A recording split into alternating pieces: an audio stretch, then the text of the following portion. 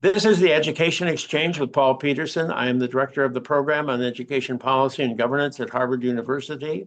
Thank you for joining us. Several studies are showing significant declines in elementary and secondary student performance over the course of the 21st century. But the recent study by a group at the University of Arkansas is especially alarming. The study shows both a decline in achievement and a growing inequality between high and low performing students. The paper is entitled The Nation's Achievement Inequality Report Card, an assessment of test scores and equality trends in traditional public charter Catholic and Department of Defense schools. What a title. It's unbelievably long, but we'll unpack it. Now, the paper was presented at a conference at Harvard just a couple of weeks ago. The senior author, Danny Shaquille, is a graduate of the PhD program at the University of Arkansas, and he's now on the faculty at the University of Buckingham in the United Kingdom. Misty Gallo is currently studying at Arkansas, and that's where Patrick Wolf is a longtime professor in the Department of School Reform. And I'm especially pleased to have Patrick Wolf with me today on the Education Exchange. He's an old friend, former student of mine. I'm sure we will reminisce before we get done here. Thank you, Patrick, for joining me. Thanks, Paul. Happy to be here. Well, Patrick, you report both a decline in student performance and an increase in the inequality between high and low performing students. Now, are these just small changes that we don't need to worry about, or are they serious ones? So I think they are significant. If we're looking just at what has happened in the traditional public school sector over the last 20 years based on NAEP scores, these are NAEP scores that are adjusted for student demographics.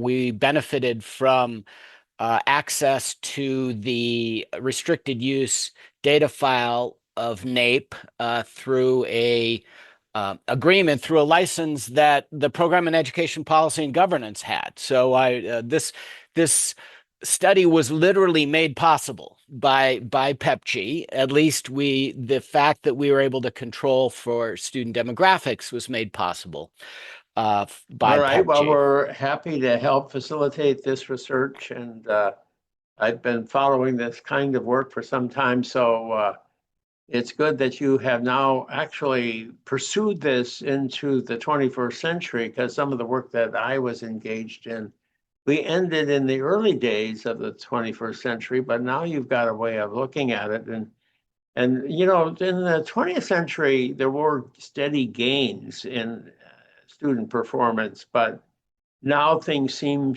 to have turned around. Um, what is Could you sum up just about how large an impact, how much of a decline actually occurred across the board for the disadvantaged students, that is the bottom 25% of the distribution? Yeah, so in the traditional public school sector from 2005 to 2024, the achievement level at the 25th percentile, so that's the dividing line between the lowest quartile of student performers and the second quartile of student performers, that score declined by between 2 and 5 scale score points for those 25th percentile performers. And 2 scale score points is about a fifth of a year of learning. So 5 scale score points is almost half a year of learning. And that was the decline over the 20-year period. All of that decline occurred since the pandemic. So pre-pandemic, scores at the 25th percentile in traditional public schools weren't decreasing. They weren't growing significantly. But with the pandemic, they declined pretty substantially. In traditional public schools, there wasn't a significant decline in test scores over this period for students performing at the 75th percentile. That's the dividing line between the top quartile and the third quartile of performers, those scores were flat over the 20-year period in traditional public schools. So the 75th percentile held the line on performance.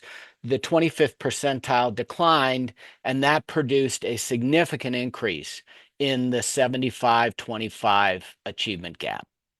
So the gap increases because over the entire period of the beginning of, when's your beginning point that you're starting with here? 2005.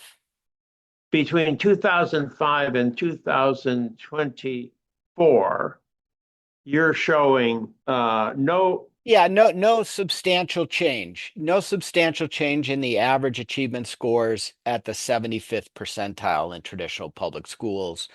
Declines of 2 to 5 scale score points for kids at the 25th percentile. Yeah, now is that in both math and reading? That is in both math and reading, correct? And is that at the fourth grade and the eighth grade both? It is. Yep. So you're sort of seeing it consistently decline both subjects, both grade levels that NAEP tests at. Correct. Now, charter schools are supposed to be better than public schools, according to a lot of folks out there. How did they do over this period?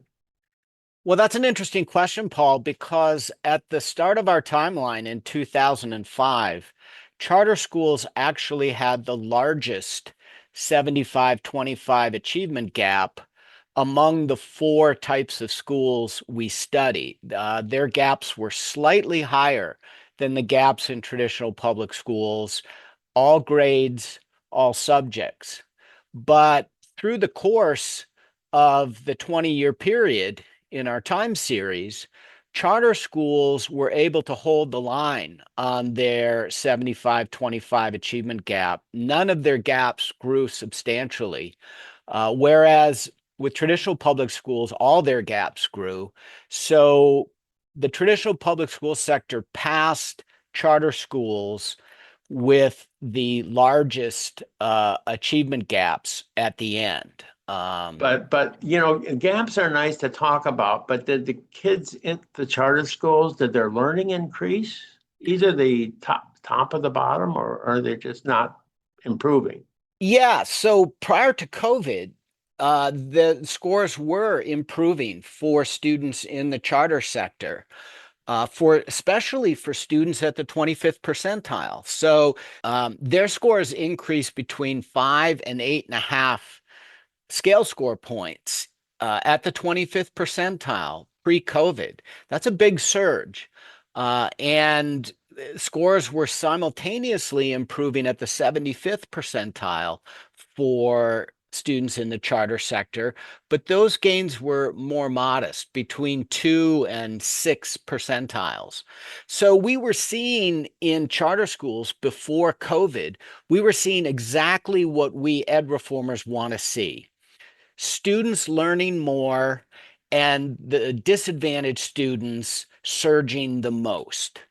But unfortunately, the pandemic disrupted that, and student test scores over the full course were pretty flat for students at the 25th percentile in charters, and totally flat for students at the 75th percentile. So now, were charter schools hit badly by the COVID pandemic and the closures that took place? Did the charter sector close down the same way the traditional public school system closed down in 2020? Most charter schools were subject to the same closure policies as traditional public schools. It was true in most states. So that, their independence that's part of their chartering wasn't available to them. It didn't affect their ability to reopen in most states during the pandemic. And that was a real tragedy for them, because they had so much momentum going into 2020. Well, you also look at the private sector. Well, you look at part of the private sector. So I want to ask you about why did you only look at Catholic schools? Why didn't you look at the private sector as a whole? Right. Well, we're tracking changes over time, not just levels, not just performance levels. And Catholic schools are the only subgroup of private schools that have consistently tested on the NAEP with large enough student samples to be reported. So they have to stand in for the private sector, but it's very specific. These are Catholic schools throughout the country. So I think there's a lot of private schools that just don't want to be tested. And the Catholic schools are sort of unusual in that they say, yes, we want to know what's happening out there. But a lot of private schools seem to sort of feel like, oh, I don't know, this is something the government wants, but we don't want to supply it and we don't have to. Is that right? Well, the Catholic schools definitely have tended to be more willing to take tests and to be subject to policies, education policies common to public schools, compared to many other private schools which view themselves as independent private schools, and aren't as willing to be subject to those requirements. So what is happening at the Catholic schools? Do you see the same pattern that you see in the district and the charter schools? Well, what we tend to see, Paul, is in terms of the trends, Catholic schools, unfortunately, are modeling the traditional public schools over this 20-year time period. Now, they started the time period with the smallest 75-25 achievement gaps across grades and subjects. So they were the kings, the Catholic schools were the kings of equality at the start. And this is supported, by a rich empirical literature on the Catholic schooling effect, starting with James Coleman, prominently reiterated by Breich and his colleagues. So Catholic schools have long had this reputation for pulling up disadvantaged kids and everybody learning together. And we saw that evidenced in small 75-25 achievement gaps at the start of our time period. But those gaps grew. They started growing around 2015 in most grades, especially fourth grade. And they surged after the pandemic, particularly eighth grade math. The achievement gap in Catholic schools between students at the 75th and 25th percentile increased by 12 scale score points from the pandemic forward. That's a massive increase of 3 grade levels in gap growth. So, basically, Catholic schools have work to do. They've lost much, but not all of their equality advantage when it comes to student performance at the 75th and 25th percentile. Well, is that because the more advantaged students, the top 25%, are making substantial gains? They were prior to the pandemic, but only in fourth grade. Since the pandemic, there's been little improvement at the 75th percentile for Catholic school students, and there's been significant declines at the 25th percentile in most of the grades and subjects. So in that sense, the trend for Catholic schools mirrored the traditional public schools. It's just the Catholic schools started in a better place. So they still have a bit of an advantage, you're saying, but it's not. It's eroding. Right. They still have smaller gaps than the traditional public schools, of between 7 and 20 percentage points. The biggest gap difference between Catholic and traditional public schools is in fourth grade reading. Catholic schools now have a gap between their 75th percentile performers and 25th percentile performers of 19 scale score points. That's a pretty small gap. In TPS, it's 39 percentage points, so more than twice as large of a gap in fourth grade reading scores in TPS compared to Catholic schools. Well, maybe that's because Catholic schools are recruiting a certain kind of student, a certain kind of family that gives them some advantages just because of who they're working with. Certainly, that's possible. Now, again, we were able to adjust for changes in student demographics, but those are just observable characteristics of students. It's possible that the unobservable characteristics of students in Catholic schools have changed over time, especially since the pandemic, in ways that have expanded these achievement gaps. So let's talk about some explanations. I know that's not exactly what you can do with your data, so it's a little more speculative, but what do you think might be the explanation? There's a number of possibilities out there. Well, what do you think is causing this? Causing the gaps to grow Yeah, in why is it that we're not seeing much improvement? And what improvement we're seeing is at the most advantaged end, and if there's not improvement, and if things are getting worse, they're especially getting worse at the bottom. Yeah, so there are a number of candidates out there for why student test scores haven't improved markedly over the last 20 years. Certainly, one is a very prominent one is cell phones, student cell phones. Another is the relaxation of No Child Left Behind, results-based accountability. Unfortunately, those two things happened at almost exactly the same time.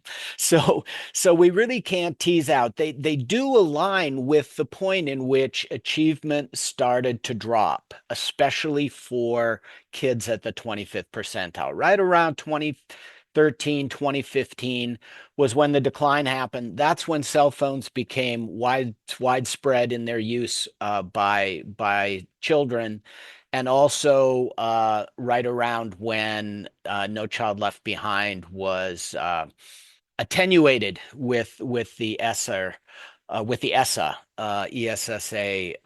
revisions.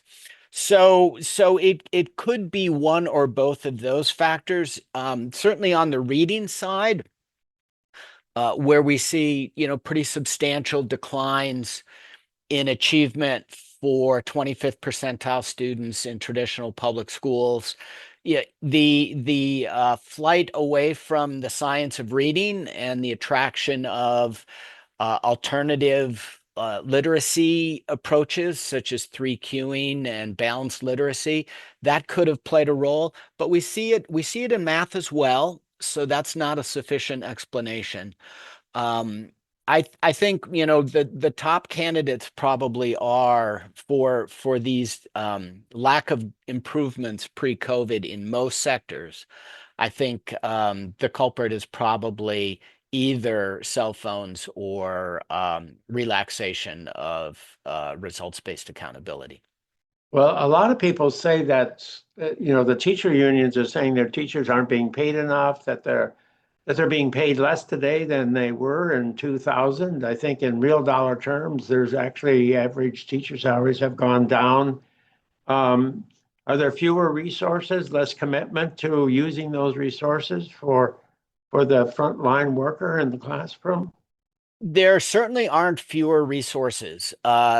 Basically, the funding of public schools in our country have reached record levels. Over $1 trillion was spent from all sources on traditional public schools in 2025, and that equals per pupil spending of over $20,000 a student.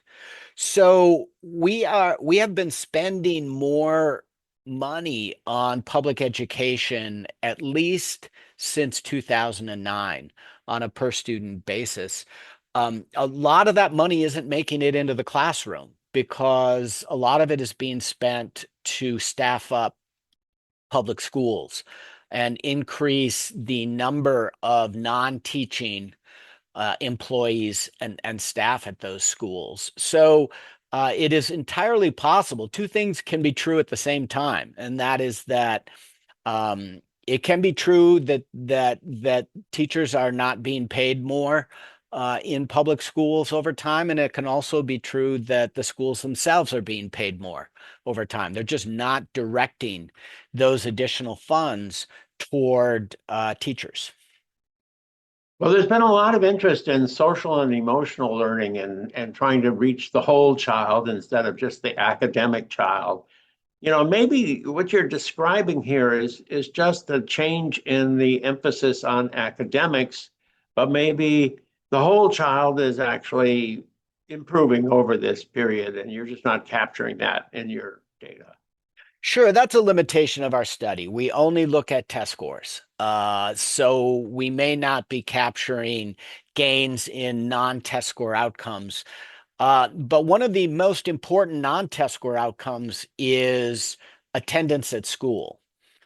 And what we're seeing post-pandemic is a dramatic increase in chronic absenteeism. Students aren't showing up. And so if they're not showing up for school, then they aren't receiving any kind of formation. They're not learning. They're not having values inculcated into them. They are basically starting the process of dropping out. So we have dual crises in our schools post-pandemic, and those are achievement losses, learning loss, and chronic absenteeism. They both have to be addressed because otherwise there will be very dramatic losses in terms of quality of life outcomes for these students. Well, of course, the schools often brag about higher graduation rates than ever before. Have you looked at that at all? And how can you account for why your data is showing this decline and increase in inequality? And at the same time, we're getting higher graduation rates than ever before. So we're looking at fourth and eighth grade, and most of the decline happened since 2015. So not all of these students have graduated yet. Some of the fourth grade, yeah, I guess we would be right around graduation time for fourth graders when the decline started in 2015. So you're right, Paul. I mean, there is this disconnect between the achievement levels of students in recent graduation cohorts and their graduation rate. That likely is due to a relaxation of standards in schools where, because of COVID, excuses are given for students, and they are graduating, but they aren't graduating with the achievement levels that they need to be college and perhaps even career ready. So maybe we need to wait until we see the long-term impacts on our labor force in years to come to see exactly what the impact of this is going to be. Absolutely. So, there's one story that's much more positive, and we need to spend a little time talking about that. This is sort of like the silver lining in the cloudy sky, a flash of lightning almost that illuminates the landscape in some strange way. And that's the Department of Defense schools. The Department of Defense schools look just like they are, hitting one home run after another. What's the story with the DoD schools? The Department of Defense schools, so these are schools run by the Department of War, now, the renamed Department of War. Oh, Uh, DOW, I'm sorry. Right. Yeah. Well, we label them as Department of Defense in our study because they were Department of Defense schools all the way through 2024. But in 2025, they were renamed Department of War schools. They're not war colleges. They're not teaching soldiers. They're teaching the children of active duty military in their home bases in the United States and also all around the globe. So this is a network of government-run schools across the world serving exclusively active duty, the children of active duty military. Over this 20-year period, they've done exceptionally well. Even through the pandemic, the students at the 25th percentile in these Department of Defense schools increased their performance between 3 and 8 scale score points. So the 8 scale score points represents, about 3/4 of a year of learning. So that 25th percentile score has gone up dramatically in Department of Defense, former Department of Defense, now Department of War schools, over this 20-year period, even through the pandemic. And the scores even went up slightly higher for students at the 75th percentile, but only significantly higher in fourth grade reading. In the other disciplines, basically, the 75th percentile students and 25th percentile students are improving together. The gap isn't closing because the 75th percentile students are keeping up with the improvements of the 25th percentile students, but the gaps aren't growing in these Defense Department schools. The students are learning together, so gaps aren't changing, but the improvement levels for both the 75th and 25th Well, percentile Patrick, students I in will these schools take are that. I growing. will take, if you're seeing gains by the people in the lowest quartile and the highest quartile, and they're the same, and they're pretty substantial, and they continue through the COVID period. And so you're just at a higher level of performance among this group of students. That's amazing compared to what you're describing the whole rest of the system. Right. We social science geeks would call that Pareto improving. Everybody's getting to a better spot. And that's exciting.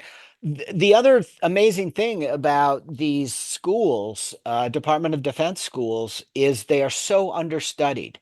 There have been very few rigorous empirical evaluations of these schools. So it's difficult to say why they are doing so much better than the other types of schools in our country. My hypothesis is that it is order and discipline, that these children come from families where discipline and personal responsibility are really inculcated heavily in them, instilled in them at a very young age. So they come to school ready to learn, and they're committed to staying engaged, following the rules, and that can lead to higher learning. And just one little kicker on that is that one key policy in Department of Defense schools is if a student misbehaves, the commanding officer of their parent is notified by school officials. So there is real accountability for behavior built into these schools. And that may very well be the secret sauce that's leading to these better achievement trends, much better achievement So the trends. mom or dad will have to do more sit-ups if the child doesn't behave better in school. Is that what you're suggesting here? They're certainly going to get a talking to by their superior officer at a minimum. Maybe there'll be more sit-ups as well. Well, let me ask you, about another thing about those. I read a little bit about Department defense schools. And I read that recently they decided to make sure that every child was learning the same thing on the same day wherever they were in the armed forces, because there's so much movement among families from one school to another that it's very important for all schools to be teaching the same thing at the same grade level everywhere. And that creates a uniformity of pedagogy that doesn't exist elsewhere in the United States. Could that be a possible explanation for the surprising pattern that we're seeing with these schools? So that could be part of the explanation, Paul, and we certainly understand why they do it, given that the family might be sent to a completely different country at any point in time, and so the disruption to student learning would be dramatic if you didn't have this uniformity across the curriculum in these Department of Defense schools. What's interesting is this is a real contrast with the public charter school sector, right? Because one of the big themes of charter schools is differentiation and distinctiveness, different pedagogies, different theories of student development, different modalities for delivering learning. And so what we see as a contrast in our study is the charter schools that have the most differentiation are showing the best progress on equality. And the Department of Defense schools that have the most uniformity are showing the best progress on achievement.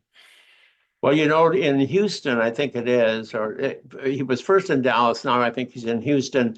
There's a former Army officer who has become the school superintendent who believes in this uniformity of instruction and really expects of the teachers, especially in the disadvantaged schools, the places where students are not performing so well. He wants all the teachers to be following a rigorous framework so that instruction is at a pace determined by the central administration, not by the individual teacher. And they're claiming they're getting successes there. I think there's Hanishek is suggesting in his research that they're getting suggestions there. So is this the new reform? Well, I don't know, Paul. It's my sense is that standardization and uniformity works when it works, and it doesn't work when it doesn't work. It's um, it obviously it's more important in Department of Defense schools than in other types of schools for the reasons we discussed. It might be more important for kids from disadvantaged backgrounds just because they need that additional structure and predictability. And kids from disadvantaged backgrounds switch schools more frequently than kids from advantaged backgrounds. So greater consistency across schools might be more important to them. But we also know that different types of students have different needs, different educational needs, and thrive in different school environments. So I'm not convinced that a wholesale uniformity in curriculum and pedagogy is necessarily the intervention we need right now. Well, thank you, Pat, for your wisdom, your insights, and for pulling together this fascinating set of data, which really has to, disturb Americans and cause them to rethink what is the commitment to education that we have. Is it time to have a reassessment of our educational system? So thank you for joining me on the Education Exchange today. You're certainly welcome, Paul. I've been speaking with Patrick Wolf. He's a professor in the Department of School Reform at the University of Arkansas. He, Danny Shaquille, and Misty Gallo are authors of a recently released paper entitled The Nation's Achievement Inequality Report Card. I am Paul Peterson. This is the Education Exchange. Please join me every Monday when our weekly podcast is released on the Education Next website at noon Eastern Time.